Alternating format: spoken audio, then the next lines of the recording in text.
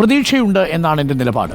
ആ പ്രതീക്ഷ ഏതെങ്കിലും തരത്തിൽ ഇവിടെയുള്ള മനോഭാവം പൂർണ്ണമായി മാറ്റുമെന്നുദ്ദേശിച്ചു ആ റിപ്പോർട്ടിൽ ഏതെങ്കിലും നായക നടൻ്റെ പേര് വരും എന്നതുദ്ദേശിച്ചോ അല്ല.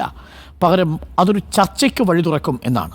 ബഹുമാനപ്പെട്ട ഹൈക്കോടതി നിരീക്ഷിച്ചതുപോലെ മാധ്യമങ്ങൾക്ക് വളരെ പ്രാധാന്യമുള്ളൊരു കാലത്ത് മാധ്യമങ്ങൾ ഇത്തരം പൊതുജന താല്പര്യമുള്ള വിഷയങ്ങൾ ചർച്ച ചെയ്യുന്നത് ഉചിതമായിരിക്കും എന്നതുകൊണ്ട് കൂടിയാണ്. ഹേമ കമ്മിറ്റി റിപ്പോർട്ട് ചർച്ച ചെയ്യുന്നതിന് മുൻപ് എനിക്ക് പ്രേക്ഷകരോട് പറയാനുള്ളൊരു വളരെ പ്രധാനപ്പെട്ട കാര്യം, ഈ സിനിമാ മേഖലയുമായി ബന്ധപ്പെട്ട് നമ്മളുടെയൊക്കെ ഒരു പൊതുബോധമുണ്ടല്ലോ. ആ പൊതുബോധത്തിൻ്റെ നേർചിത്രമാണ് ഈ സിനിമാ മാഗസിനുകളിൽ ഒരു കാലത്ത് പ്രത്യക്ഷപ്പെട്ടിരുന്ന സ്ത്രീകളുടെ ചിത്രങ്ങൾ.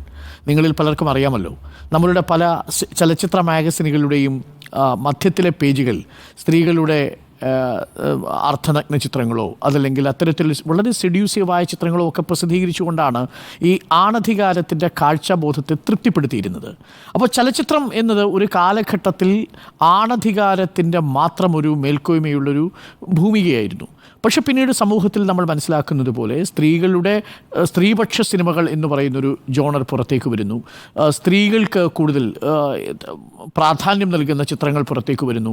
പക്ഷെ അപ്പോഴും ആണധികാരത്തെ തൃപ്തിപ്പെടുത്തുന്ന കാമനകളായി സിനിമാ ഇൻഡസ്ട്രിയുടെ സിംഹഭാഗവും മാറുന്നുണ്ട്. അതുകൊണ്ട് തന്നെ സിനിമാ വ്യവസായവുമായി ബന്ധപ്പെട്ട മനുഷ്യരും സിനിമയുടെ കഥയും സിനിമയിലെ തിരക്കഥയും ഒക്കെ പൂർണ്ണമായും ആ ആണധികാരത്തിൻ്റെ കാമനകളെ തൃപ്തിപ്പെടുത്തുന്നത് തന്നെയായിരുന്നു. അതുകൊണ്ട് ഈ റിപ്പോർട്ട് പുറത്തു വരുമ്പോൾ നമുക്കറിയാവുന്ന കാര്യങ്ങൾ തന്നെയാണ് ഈ റിപ്പോർട്ടിൽ പരാമർശിക്കപ്പെട്ടിരിക്കുന്നത്. എങ്ങനെയാണ് ഈ ലിംഗസമത്വമില്ലാത്ത ഒരു മേഖലയായി ചലച്ചിത്ര മേഖല മാറുന്നത്, അവിടെ തൊഴിലിടങ്ങളിൽ സ്ത്രീകൾക്ക് എന്തുകൊണ്ടാണ് പ്രാധാന്യമില്ലാതെ പോകുന്നത്. സിമോൺ ഡി ബൂവേയുടെ വളരെ പ്രശസ്തമായൊരു പുസ്തകമുണ്ട്, സെക്കൻഡ് സെക്സ് എന്നാണ് അതിൻ്റെ പേര്. സിനിമയിൽ യഥാർത്ഥത്തിൽ നായകന്മാരേ ഉള്ളൂ. ആ നായകന്മാരെ പറ്റി ജീവിക്കുന്ന അല്ലെങ്കിൽ ആ നായകന്മാരിൽ ജീവിക്കുന്ന നായികമാരെ മാത്രമാണ് പലപ്പോഴും സിനിമകൾ കാണിക്കാറ്. അടുത്ത കാലത്ത് മാത്രമാണ് നായിക പ്രാധാന്യമുള്ള സിനിമകൾക്ക് വലിയ പ്രാധാന്യമുണ്ടാവുന്നത്. പക്ഷേ അപ്പോഴും സിനിമാ സെറ്റുകളിൽ നായിക ചലച്ചിത്രത്തിലെ ഒരു ഹീറോ ആയിരിക്കുമ്പോൾ ആ നായികയ്ക്ക് പോലും അടിസ്ഥാനമായ തൊഴിലവകാശങ്ങൾ ആ ഷൂട്ടിങ്ങിൻ്റെ സെറ്റിൽ നിഷേധിക്കപ്പെടും. അവളെ കാണുന്ന കാഴ്ച, അവൾക്ക് അവസരം കിട്ടുന്നത്, അവളുമായി ബന്ധപ്പെട്ട ചർച്ചകൾ നടക്കുന്നത്, എന്തിനേറെ തമാശകൾ പോലും അത്തരത്തിലുള്ള അശ്ലീലം നിറഞ്ഞിരിക്കുന്ന തമാശകളും സെക്സിസ്റ്റ് ജോക്കുകളും കൊണ്ട് പല സിനിമാ ഷൂട്ടിങ്ങിൻ്റെ ലൊക്കേഷനുകളും സമൃദ്ധമാണ് എന്ന് പലതരം മൊഴികളും വന്നിട്ടുണ്ട്. അതിൽ പലതരത്തിലുള്ള വിവേചനങ്ങൾ ഷൂട്ടിംഗ് ലൊക്കേഷനുകളിൽ സ്ത്രീകൾ നേരിടുന്നു. അതിലൊരു പ്രധാനപ്പെട്ടതാണ് നമ്മൾ നേരത്തെ സൂചിപ്പിച്ച തൊഴിലിടങ്ങളിലെ അടിസ്ഥാനമായിട്ടുള്ള ശുചിമുറികളുടെ അഭാവം. ഏതെങ്കിലും കാരവനിൽ നായകൻ വിശ്രമിക്കുമ്പോൾ നായികയും സഹനായികയും ശുചിമുറി തേടി അപ്പുറത്തെ സ്വകാര്യ വീടുകളിലേക്ക് പോകേണ്ടി വരുന്ന അവസ്ഥയുണ്ടാവുന്നു. മണിക്കൂറുകളോളം ഒരുപക്ഷെ പുറത്ത് ഇത്തരം ബുദ്ധിമുട്ട് സഹിച്ച് ഒരു നായികയ്ക്കോ അല്ലെങ്കിൽ സഹനായികയ്ക്കോ പ്രവർത്തിക്കേണ്ടി വരുന്ന സാഹചര്യം ഉണ്ടാവുന്നു. എക്സ്ട്രാ ആർട്ടിസ്റ്റുകളുടെ കാര്യത്തിൽ പലപ്പോഴും പ്രൊഡക്ഷൻ കൺട്രോളർമാരുടെ, സംവിധായകരുടെ, സഹസംവിധായകരുടെയൊക്കെ കരുണയ്ക്ക് വേണ്ടി കാത്തു നിൽക്കേണ്ടി വരുന്ന സാഹചര്യം ഉണ്ടാകുന്നു. മാനാഭിമാനത്തോടുകൂടി സ്ത്രീകൾക്ക് പണിയെടുക്കാൻ കഴിയുന്ന ഷൂട്ടിംഗ് ലൊക്കേഷനുകൾ ഉണ്ടാവുക എന്നുള്ളത് ചലച്ചിത്ര പ്രവർത്തകരുടെ ഒരു ആവശ്യമാണ്. അതുകൊണ്ടാണ് അവർക്ക് പരാതി പറയാനൊന്നുമില്ല. ഏതെങ്കിലും ഒരു നായകൻ ആഗ്രഹിക്കുന്നത് പോലെ, സംവിധായകൻ ആഗ്രഹിക്കുന്ന പോലെ, നിർമ്മാതാവ് ആഗ്രഹിക്കുന്നത് പോലെ പെരുമാറാത്ത സാഹചര്യത്തിൽ, സ്വകാര്യ ഇടങ്ങളിൽ പെരുമാറാത്ത സാഹചര്യത്തിൽ അവരുടെ കരിയർ പോലും അവസാനിപ്പിച്ച ചരിത്രം നമുക്കുണ്ട്. അതിനെയൊക്കെ അതിജീവിച്ചു വന്ന നായികമാരും നമ്മുടെ ഇടയിലുണ്ട്. പക്ഷേ ബഹുഭൂരിപക്ഷവും അങ്ങനെയല്ല. അതുകൊണ്ട് തന്നെ സ്ത്രീ സൗഹൃദ ഭൂമിയാക്കി ചലച്ചിത്രത്തിൻ്റെ ചിത്രീകരണ സമയം മാറണം. ആ ചിത്രീകരണ ഭൂമിയിൽ തന്നെ അവൾക്ക് ആത്മാഭിമാനത്തോടുകൂടി ആ തൊഴിലെടുക്കാനുള്ള ഇടമുണ്ടാക്കണം. ഈ ചർച്ചയ്ക്ക് തുടക്കമിടുന്നു എന്നതാണ് ഹേമ കമ്മിറ്റി റിപ്പോർട്ടിൻ്റെ പ്രസക്തി. പക്ഷേ എന്നെ അത്ഭുതപ്പെടുത്തുന്നത് 5 വർഷമായിട്ടും ആ ഹേമ കമ്മിറ്റി റിപ്പോർട്ടിൻ്റെ പ്രസക്ത ഭാഗങ്ങൾ പുറത്തു വരികയോ. ഒന്നിടപെട്ടോട്ടെ, ഒരു പ്രധാനപ്പെട്ട വിവരം വരികയാണ്. ഈ ഹേമ കമ്മിറ്റി റിപ്പോർട്ടിൽ സർക്കാരിനെ നടി രഞ്ജിനെ സമീപിച്ചിരിക്കുന്ന ഒരു പുതിയ വാർത്ത വരുന്നുണ്ട്. പുറത്തു വിടരുത് എന്നാവശ്യപ്പെട്ടുകൊണ്ട്, റിപ്പോർട്ട് പുറത്തു വിടരുത് എന്നാവശ്യപ്പെട്ടുകൊണ്ട് രഞ്ജിനിയെ സർക്കാരിനെ സമീപിച്ചിരിക്കുന്നു. അപ്പോൾ സർക്കാർ നിയമ പരിശോധനയ്ക്കൊരുങ്ങുന്നു. റിപ്പോർട്ട് പുറത്തുവിടുന്ന കാര്യത്തിൽ ആശയക്കുഴപ്പം, സർക്കാർ തീരുമാനം നാളെ രാവിലെ. ഇന്ന് കോടതിയിൽ പോയി, നടന്നില്ല, നേരെ സർക്കാരിന്റെ മുന്നിൽ. അതെ, നിലവിൽ ഇതിന് എന്താണ് നിയമ തടസ്സം എനിക്ക് മനസ്സിലാവുന്നില്ല. കാരണം ഹൈക്കോടതി അനുവദിച്ചിട്ടില്ല. ഡിവിഷൻ ബെഞ്ചിലേക്കല്ലേ പോയത്. സർക്കാർ പുറത്തുവിടണമെന്ന് ഡയറക്ഷൻ പോയിട്ടുണ്ട്. സ്റ്റേ അനുവദിച്ചിട്ടില്ല, ഡയറക്ഷനും പോയിട്ടുണ്ട്. പുറത്തുവിടണമെന്നുള്ള ഡയറക്ഷനാണ് ഇപ്പോൾ നിലവിൽ. ഒരാഴ്ചക്കകം നിലവിലുള്ളത്. സിംഗിൾ ബെഞ്ചിന്റെ വിധിയുള്ളത് എന്താണ്? ഇത് പുറത്തുവിടണമെന്നും അത് മാധ്യമങ്ങൾ ചർച്ച ചെയ്യണമെന്നുമുള്ള സിംഗിൾ ബെഞ്ച് വിധി ഹൈക്കോടതി സ്റ്റേ ചെയ്യാത്തിടത്തോളം കാലം പിന്നെ നിയമസാധുത പരിശോധിക്കാൻ സർക്കാർ പോകുന്ന എന്തിനാണ്? റിപ്പോർട്ട് പുറത്തുവിടാനുള്ള താല്പര്യം സർക്കാരിനുണ്ടോ എന്നതാണ് ഏറ്റവും പ്രധാനപ്പെട്ട ചോദ്യം. സൂചിപ്പിച്ച ഒരു വളരെ പ്രധാനപ്പെട്ട കാര്യം എനിക്ക് സംശയം ഉണ്ടാവുന്നത് അവിടെയാണ്. സാംസ്കാരിക വകുപ്പിന് കഴിഞ്ഞ തവണ ഈ വിവരാവകാശ കമ്മീഷന്റെ സിറ്റിംഗ് കൂടുന്ന ഘട്ടങ്ങളിൽ 3 തവണ നമ്മൾ മാധ്യമപ്രവർത്തകർ സാംസ്കാരിക വകുപ്പിനെ സമീപിച്ചു. പക്ഷേ 3 തവണയും സാംസ്കാരിക വകുപ്പ് അത് നിരാകരിക്കാനുണ്ടായത്. ശരി, ഏത് റിപ്പോർട്ടിലെ ഏത് ഭാഗങ്ങൾ പുറത്തുവിടണം എന്നുള്ളത് സർക്കാരിന് തീരുമാനിക്കാൻ കഴിയാത്തത് കൊണ്ട് നിരാകരിച്ചു എന്നതാവാം. പക്ഷേ വിവരാവകാശ കമ്മീഷൻ കൃത്യമായി രേഖപ്പെടുത്തി കൊടുത്തു. വിവരാവകാശ കമ്മീഷൻ പറഞ്ഞത് പ്രകാരം 49-ാം പേജിലെ 96-ാമത്തെ ഖണ്ഡിക അത് സ്വകാര്യതയെ ഹനിക്കുന്നതാണ്, അത് പബ്ലിഷ് ചെയ്യരുത്. 81 മുതൽ 100 വരെയുള്ള 19 പേജുകളുണ്ട്. ആ പേജുകളിൽ ചില സൂചനകളുണ്ട്, അത് പുറത്തുവിടരുത്. 165 മുതൽ 196 വരെയുള്ള ഭാഗങ്ങളും അപ്പൻഡിക്സിൽ പറയുന്നത് പോലെയുള്ള ഈ സ്ക്രീൻഷോട്ടുകളും ക്ലിപ്പുകളും പുറത്തുവിടരുത്, അതും സ്വകാര്യതയെ ഹനിക്കുന്നതാണ്. ഇതൊക്കെ മനസ്സിലാക്കിയിട്ടാണല്ലോ 233 പേജുകൾ എന്ന് പറഞ്ഞിരിക്കുന്നത്. അതിനിടയിൽ ഇനിയിപ്പോൾ എന്താണ് സംഭവിക്കുക എന്നുള്ളതാണ്. നമ്മളോടൊപ്പം റോഷിപാൽ ചേരുന്നു. റോഷിപാലിനാണ് നാളെ ഈ റിപ്പോർട്ട് ആദ്യം കിട്ടേണ്ടിയിരുന്ന മാധ്യമപ്രവർത്തകൻ. റോഷിപാൽ, എന്താണ് സർക്കാരിനകത്തൊരു സംശയം ഇപ്പോൾ? അരുൺകുമാർ, ഒന്ന് രഞ്ജിനി ഇന്ന് ഹൈക്കോടതിയെ ഈ വിഷയത്തിൽ സമീപിച്ചതാണ് സർക്കാരിന് ആശയക്കുഴപ്പമുണ്ടാകാൻ പ്രധാനപ്പെട്ട കാരണം. രഞ്ജിനി ഹൈക്കോടതിയെ സമീപിച്ചതിനൊപ്പം തന്നെ താൻ നിയമ നടപടി തുടങ്ങിയെന്ന് സംസ്ഥാന സർക്കാരിനെ അറിയിക്കുകയും ചെയ്തു. ഈ റിപ്പോർട്ട് പുറത്തുവിടാൻ പാടില്ല എന്നാവശ്യപ്പെട്ടുള്ള ഹർജിയിൽ സ്റ്റേ അനുവദിച്ചില്ലെങ്കിൽ പോലും ഇതിന്റെ തുടർവാദം ഉൾപ്പെടെ തിങ്കളാഴ്ച തുടങ്ങുകയാണ്. അതുകൊണ്ട് ഈ കാര്യത്തിൽ ഒരു തീരുമാനം വന്നതിന് ശേഷം മാത്രമേ റിപ്പോർട്ട് പുറത്തുവിടാൻ പാടുള്ളൂ എന്ന നിലപാട് രഞ്ജിനി എടുക്കുന്നു. ഈ ഒരു സാഹചര്യത്തിലാണ് ഒരു നിയമപരിശോധനയ്ക്ക് ഏതാണ്ട് വൈകിട്ട് 5 മണി ഓഫീസ് പ്രവർത്തനം അവസാനിച്ചതിന് ശേഷമാണ് ഈ കോടതിയുടെ നടപടിയുടെ വിവരങ്ങൾ പുറത്തു വന്നതും അത് സർക്കാരിന് അറിയുന്നതും. അപ്പൊ രാത്രിയോടെയാണ് മന്ത്രി സജി ചെറിയാനെ നടി രഞ്ജിനി ഈ കാര്യം അറിയിക്കുന്നതും. ഈ ഒരു സാഹചര്യത്തിൽ രാവിലെ തന്നെ നിയമപരിശോധന നടത്തും. നിയമവകുപ്പ് തന്നെ ഈ കാര്യം വളരെ വിശദമായി പരിശോധിക്കും. ഇന്നത്തെ കോടതി നടപടിയുമായി ബന്ധപ്പെട്ടും ഇനി ഈ കാര്യത്തിൽ രഞ്ജിനിക്ക് ഇതിലിപ്പോൾ സിംഗിൾ ബെഞ്ച് വിധി നിലനിൽക്കുകയാണ്.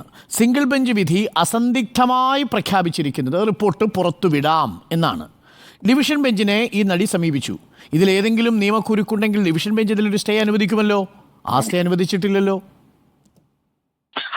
അരുൺകുമാർ, ഈ കാര്യത്തിൽ ഇപ്പോഴും നമ്മൾ സർക്കാർ ഡെപ്യൂട്ടി സെക്രട്ടറി, സാംസ്കാരിക വകുപ്പിലെ ഡെപ്യൂട്ടി സെക്രട്ടറിയോ അല്ലെങ്കിൽ ഇതിന്റെ അപ്പീൽ അധികാരിയായ ജോയിന്റ് സെക്രട്ടറിയോ ബന്ധപ്പെടുമ്പോൾ ഈ തീരുമാനത്തിൽ മാറ്റമില്ല. രാവിലെ 11 മണിക്ക് തന്നെ ഹേമ കമ്മിറ്റി റിപ്പോർട്ട് പുറത്തുവിടാനാണ് തീരുമാനം. പക്ഷേ എങ്കിൽ ഇത് പറയുമ്പോഴാണ് അഡീഷണൽ ചീഫ് സെക്രട്ടറി സാംസ്കാരിക വകുപ്പിന്റെ നിന്നും ലഭിക്കുന്ന വിവരം സർക്കാർ ഈ കാര്യത്തിൽ ഒരു തീരുമാനം എടുക്കുന്നത് രാവിലെ ആയിരിക്കും.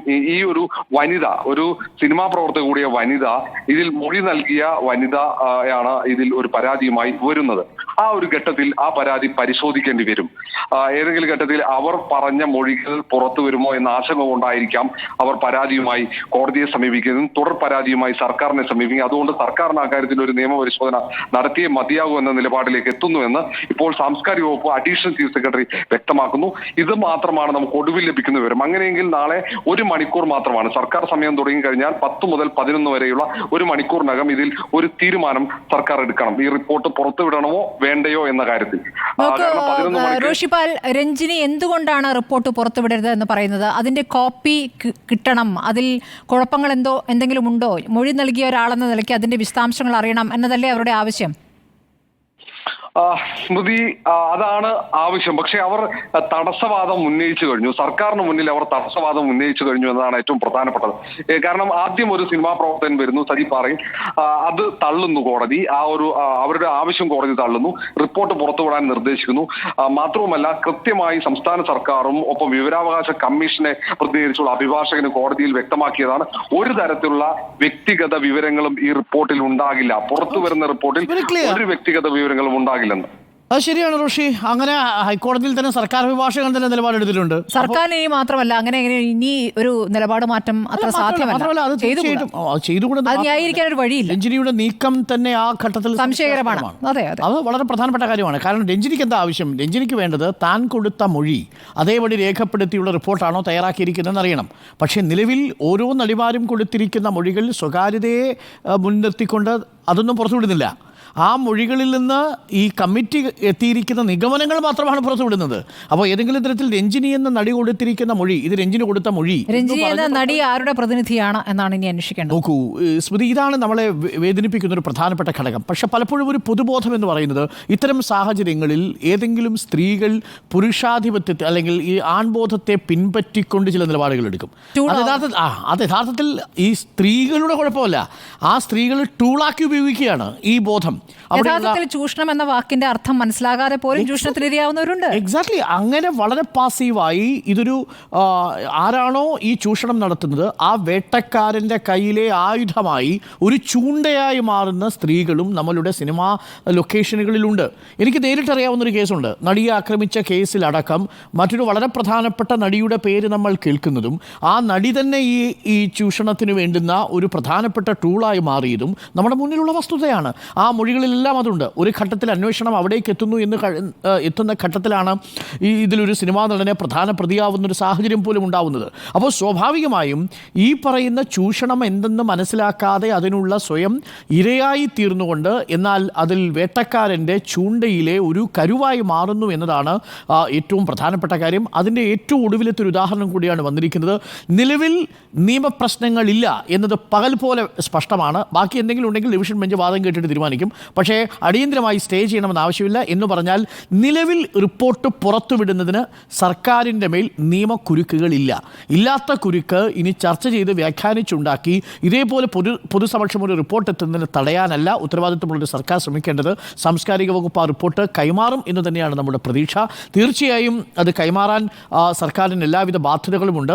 വിവരാവകാശ കമ്മീഷൻ്റെ റൈറ്റ് ടു ഇൻഫർമേഷൻ ആക്ടിലെ വകുപ്പ് 8(1)(a)(J) പ്രകാരം സ്വകാര്യതയെ ഹനിക്കുന്ന എല്ലാ ഭാഗങ്ങളും നേരത്തെ ഞാൻ സൂചിപ്പിച്ച 24-27 ഭാഗങ്ങൾ അടക്കം എല്ലാം മാറ്റിക്കൊണ്ടാണ് ഇപ്പോൾ ഈ തീരുമാനമെടുത്തിരിക്കുന്നത്. അതുകൊണ്ട് തീർച്ചയായും എനിക്കിതിൽ പ്രതീക്ഷയുണ്ട്. പക്ഷേ സർക്കാർ നാളെ ഈ റിപ്പോർട്ട് പുറത്തുവിടുന്നില്ല എന്നത് ഒരു നടിയുടെ ആവശ്യപ്രകാരം റിപ്പോർട്ട് പുറത്തുവിടാതിരിക്കുകയാണെങ്കിൽ അത് ഈ സ്ത്രീപക്ഷ സർക്കാരെന്നോ ഏതെങ്കിലും തരത്തിൽ നടിക്കൊപ്പമാണെന്നോ ഈ ചൂഷണം അനുഭവിക്കുന്ന സ്ത്രീകൾക്കൊപ്പമാണെന്നോ എന്നുള്ള പ്രഖ്യാപനങ്ങളെല്ലാം പാഴ്വാക്കാണെന്ന് പറയേണ്ടി വരും. അങ്ങനെയാണെങ്കിൽ മറച്ചുപിടിക്കാൻ എന്തോ ഉണ്ട് എന്ന നിഗമനത്തിലേക്ക് എത്തും. പക്ഷേ ഞാനിപ്പോഴും വിശ്വസിക്കുന്നത് സർക്കാർ അങ്ങനെ ഒരു നിലപാടെടുക്കില്ല. നാളെ 11 മണിക്ക് ഹേമ കമ്മിറ്റി റിപ്പോർട്ടിലെ സ്വകാര്യത ഒഴിവാക്കിക്കൊണ്ടുള്ള ഭാഗങ്ങൾ പുറത്തുവിടും എന്നു തന്നെയാണ്. അതിലെനിക്ക് പ്രതീക്ഷയുണ്ട് ഇപ്പോഴും.